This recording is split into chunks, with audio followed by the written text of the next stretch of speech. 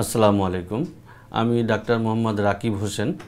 আমি consultant United hospital department of ENT and head neck surgery and evening consultation ল্যাবের diagnostic centre Mirpur 1-এ নিয়মিত chamber করছি।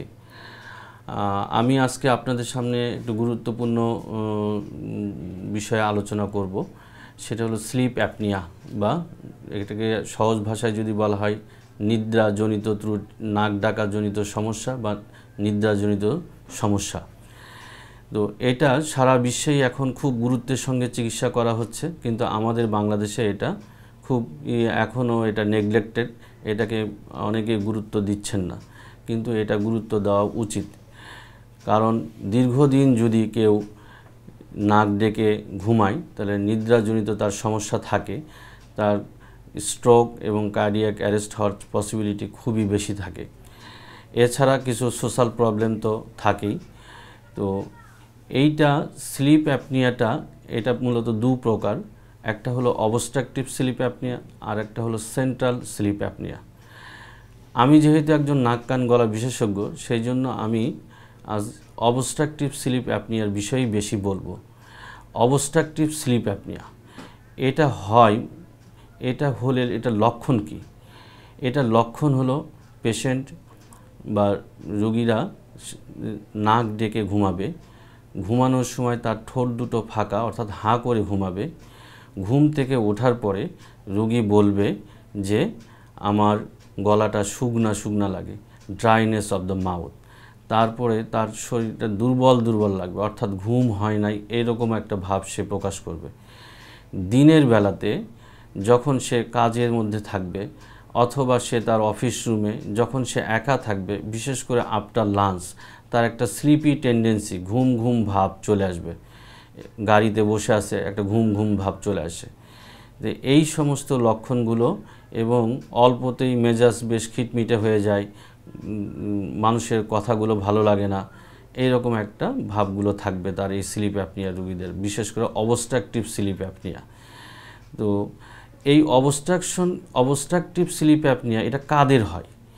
এটা হয় হলো যারা ওবেস পারসন, ওভারওয়েট, এদের ক্ষেত্রে, অথবা যাদের এয়ারওয়ে ন্যারো। এই এয়ারওয়ে ন্যারোর জন্যও যেহেতু অক্সিজেন পাস করতে পারে না, সেই জন্য এটা হয়। এটা কেমন করে এয়ারওয়ে ন্যারো হচ্ছে? তার নাকের ভিতরে হয়তো নাকের হাড় বাঁকা, নাকের ভিতরে কোনো পলিপ আছে, অথবা আনইউজুয়াল কোনো গ্রোথ আছে, অথবা তার নাকের পিছনে যেটাকে আমরা ন্যাজোফ্যারিংস বলি, সেখানে কোনো টিউমার বা গ্রোথ আছে। গলার ভিতরে তার enlargement of the tonsil, huge enlargement হয়ে তার ওরোফ্যারিংস, শ্বাসনালী, মুখটা বন্ধ হয়ে যায়, আলাজিবাটা মোটা এবং প্রলং হয়, সেক্ষেত্রে এরকম এটা হতে পারে। এই অবস্ট্রাকটিভ স্লিপ অ্যাপনিয়া এটা কিন্তু বাচ্চাদেরও হয়, এবং আমাদের দেশে এটার সংখ্যাটা খুবই বেশি। বাচ্চাদের কেন হয়? বাচ্চাদের ইনলার্জমেন্ট অফ দ্য অ্যাডিনয়েড, অর্থাৎ বাচ্চাদের টনসিলের সঙ্গে অ্যাডিনয়েড একটা গ্ল্যান্ড থাকে যেটা তালুর পিছনে থাকে। এটার জন্য দেখবেন 2-2.5 বছর থেকে শুরু করে 10-12 বছর পর্যন্ত বাচ্চারা, অনেক বাচ্চা দেখবেন হাঁ করে রাতের বেলা ঘুমায় এবং দুই পাশে গাল দিয়ে লালা পড়ে, তারা ঘুমের মধ্যে নাক ডাকে বড়দের মতন, অর্থাৎ তাদেরও ঘুমের ব্যাঘাত হচ্ছে। তো সেক্ষেত্রেও এই অ্যাডিনয়েডটা একটা অবস্ট্রাকশন তৈরি করে আছে এখানে। তো এই সমস্ত কারণে এই অবস্ট্রাকটিভ স্লিপ অ্যাপনিয়াটা হচ্ছে। এখন এই অবস্ট্রাকটিভ স্লিপ অ্যাপনিয়া হলে আমাদের কি করণীয় কি, বা এক্ষেত্রে আমরা কি টেস্ট করব? যদি এটা অ্যাডাল্ট পারসন হয় তাহলে সেক্ষেত্রে আমরা একটা স্লিপ স্টাডি করব, যেটাকে বলা হয় পলিসমনোগ্রাফি। আর বাচ্চাদের ক্ষেত্রে হলে আমরা অবশ্যই অ্যাডিনয়েডকে ইনভেস্টিগেট করার জন্য, ডায়াগনোসিস করার জন্য একটা এক্স-রে ন্যাজোফ্যারিংস করলে আমরা বুঝতে পারবো তার অ্যাডিনয়েডের গ্রেডটা কী অবস্থায় আছে। আর পলিসমনোগ্রাফির মাধ্যমে তার একটা ওভারনাইট স্লিপ স্টাডি করা হবে, যেখানে আমরা অক্সিজেন স্যাচুরেশন, পালস রেট, তার ব্লাড প্রেশার সব কিছুর একটা সামেশন পাবো, তার অ্যাপনিয়া রেটটা পাবো, সে কতক্ষণ তার অক্সিজেনের অভাব ছিল সেগুলো আমরা জানতে পারবো। এখন এইটাকে আমরা কিভাবে ম্যানেজমেন্ট করব, এটা চিকিৎসা কী?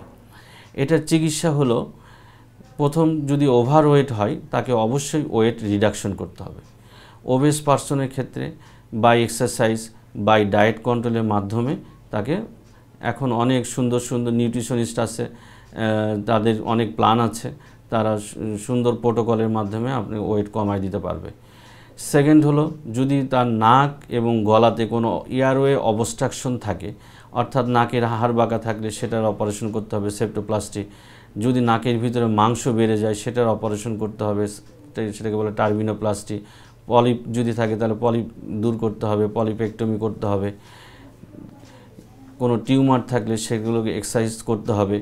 গলার ভিতরে উভুলো প্যালাটো ফ্যারিঙ্গোপ্লাস্টি করা হয়, উভুলাটাকে শর্ট, আলাজিবাটাকে শর্ট করে দেওয়া হবে এবং টনসিল রিমুভ করে প্যালেটটাকে প্লাস্টিক করে দিলে এটাকে তাহলে তার এয়ারওয়েটা ওয়াইডেন হবে এবং স্মুথলি অক্সিজেন চলে যাবে। সেক্ষেত্রে তার স্নোরিংটা অনেক অংশে ইনশাল্লাহ রিডিউস হবে। এছাড়াও আরও কিছু কারণ আছে, কিছু শরীরের অন্যান্য কিছু রোগ আছে, যেমন হাইপারটেনশন, স্মোকিং, অ্যালকোহল। তো এই ডিজিজগুলোর জন্যও স্নোরিং হইতে পারে। তো এবং আমরা ওয়েট রিডাকশন করলাম, আমরা সার্জারি করলাম, করার পরে আমাদেরকে কিন্তু ওয়েটটাকে ধরে রাখতে হবে। ওয়েট কখনোই অপারেশনের পরে ওয়েট বাড়ানো যাবে না। তো এগুলো মেনটেন করলে আমরা এটাকে পারবো, নাক ডাকাটা কমে যাবে ইনশাল্লাহ। বাচ্চাদের ক্ষেত্রে হলে অ্যাডিনয়েডটা রিমুভ করতে হবে এবং এগুলো এখন আমরা ডে কেয়ার হিসেবে করি, কোনো রিস্ক নেই। তো এইভাবে কমে যাবে। এখন প্রশ্নটা আসতেছে যে সমস্ত পেশেন্টের ওয়েট কমানো যাচ্ছে না অথবা সার্জারি করা যাচ্ছে না, সেক্ষেত্রে আমরা কি করব? হ্যাঁ, এরকম অনেক পেশেন্ট আছে যারা বেড রিটেন পেশেন্ট, 100 কেজির ওপরে। তো তাকে আমরা কিভাবে, তাকে তো আর এক্সারসাইজ করারও উপায় নাই, ডায়েট কন্ট্রোলেরও উপায় নাই। তো এই জাতীয় পেশেন্টগুলোকে আমরা সিপ্যাপ নামে একটা মেশিন আছে, সেই সিপ্যাপ মেশিনের মাধ্যমে আমরা স্নোরিং কমাইতে পারি এবং ব্রিদিং প্যাটার্নটাকে এস্টাবলিশ করতে পারি। এইভাবে আমাদেরকে এগুলো চিকিৎসা পদ্ধতি প্রয়োগের মাধ্যমে এগুলোর স্লিপ অ্যাপনিয়ার চিকিৎসা আমরা বর্তমানে বাংলাদেশেই সুন্দর এবং সফলভাবে হচ্ছে। হয়তো বা ভবিষ্যতে আরও সুন্দর ব্যবস্থাপনা, আরও নতুন নতুন ট্রিটমেন্ট প্রোটোকল বের হবে, সেগুলো আমরা আপনাদেরকে পরে জানাবো। আমি পরিশেষে আপনারা এই নাক ডাকা বা স্লিপ অ্যাপনিয়া রোগটাকে গুরুত্ব দিবেন, এটাকে গুরুত্বের সঙ্গে বিবেচনা করতে হবে এবং চিকিৎসার ব্যাপারে আগ্রহী হবে। ধন্যবাদ সবাইকে।